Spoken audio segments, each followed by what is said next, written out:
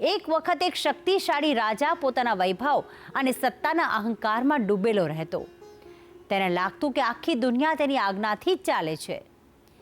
એક દિવસ તેને ખબર મળી કે તેના રાજ્યમાં જંગલમાં એક મહાન સાધુ વસે છે, જે સત્ય અને વૈરાગ્યનો ઉપદેશ આપે છે. રાજાએ વિચારી લીધું કે હું પણ જોઈ લઉં કે આ સાધુ કેટલો મહાન છે.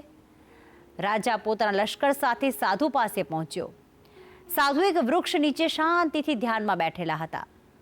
રાજાએ કહ્યું કે હું આ રાજ્યનો રાજા છું. લોકો મને નમન કરે છે. તમારી પાસે એવું તો શું છે કે લોકો તમને મહાન કહે છે? સાધુએ શાંતિથી આંખો ખોલી અને કહ્યું કે મહારાજ, તમારી પાસે બધું છે, સોનું, મહેલ, સત્તા. પણ એક પ્રશ્ન છે, શું તમે આ બધાથી સંપૂર્ણ તૃપ્ત છો? રાજા થોડી ક્ષણ મૌન રહ્યા અને પછી ધીમેથી કહ્યું કે ના, હજુ વધારે જોઈએ છે. સાધુએ સ્મિત કરીને કહ્યું કે બસ આ જ ફરક છે. તમે મેળવવામાં રાજા છો અને હું ત્યાગમાં. તમારી ભૂખ વધતી જાય છે અને મારી તૃપ્તિ વધતી જાય છે.